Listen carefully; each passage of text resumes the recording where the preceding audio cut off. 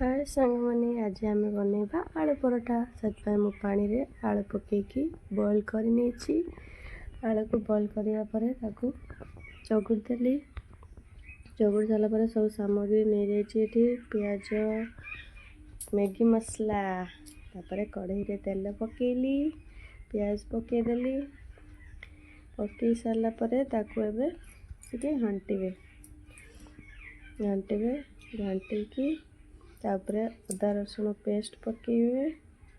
अदा रसुण पेस्ट पकेकी पुणी घांटिबे घांटी थे हल्दी पकेबे हल्दी लंका गुंड पकेबे हल्दी लंका गुंड पकेबे तापरे कंचा लंका टेस्ट बढ़िया आसियो।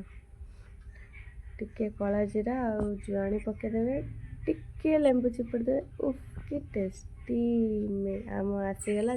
मैगी मसला गरम मसला टिके पकेदेबे गरम मसला पकेकी घांटिबे टिके हो गला पर आलू पकेबे आलू पकेकी भलसे फेंटे देबे।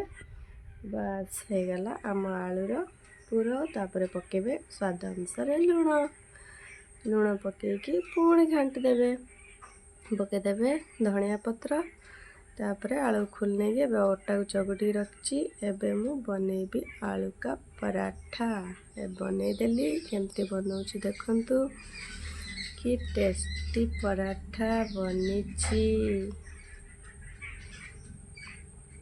एबे आमे ताबारे पकेदबा एबे गार्निशिंग करदेली पराठा खाई कहबे केमिति लागुची।